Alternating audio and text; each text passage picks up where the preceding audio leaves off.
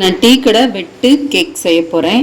கஜடா அதுக்கு 3/4 கப் சீனி எடுத்திருக்கேன். ஃபஸ்ட்டு இதை ரெடி பண்ணுவோம். இது நீங்கள் மிக்சியில் பவுட்ரு பண்ணுறதா இருந்தாலும் பண்ணி போட்டுக்கலாம். நான் கம்மியான அளவு பண்ணுறதுனால நான் கையிலேயே அடிச்சுக்கிறேன். கம்மியான அளவு பண்ண போகிறனால நான் கையிலேயே மிக்ஸ் பண்ணிக்க போகிறேன். அதுக்கு ஒரு முட்டை எடுத்திருக்கேன்.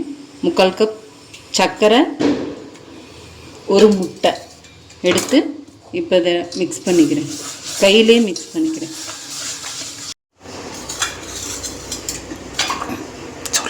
லைட்டாக உப்பு ஆட் பண்ணிக்கலாம். 2 கப் மைதா ஆட் பண்ணிக்கலாம். 1 கப்பு 2 கப் மைதாவுக்கு 3/4 கப் சர்க்கரை எடுத்துக்கோங்க.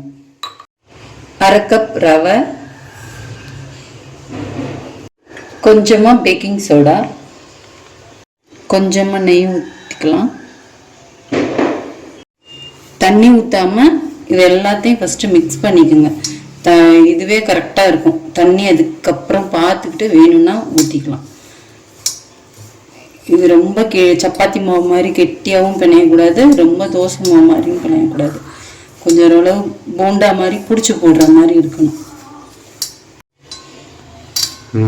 லைட்டாக தண்ணி லைட்டாக ஆட் பண்ணிக்கிறேன்.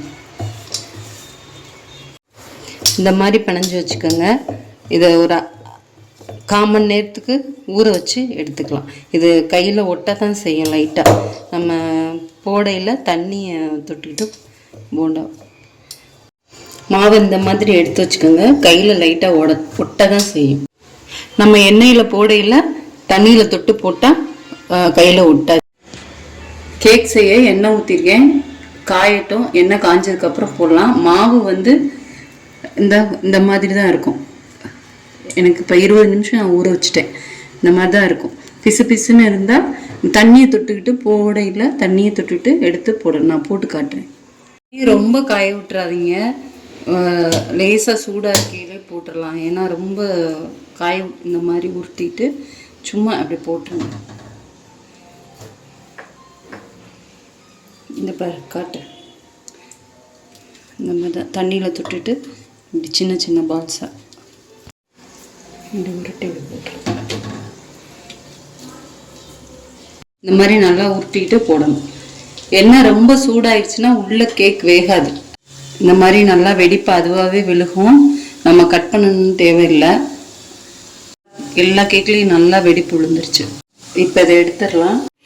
ஹை ஃப்ளேமில் வச்சு செஞ்சிடாதீங்க, ஸ்லோவாக வச்சு செய்யுங்க. டீ கடை வெட்டு கேக் ரெடி.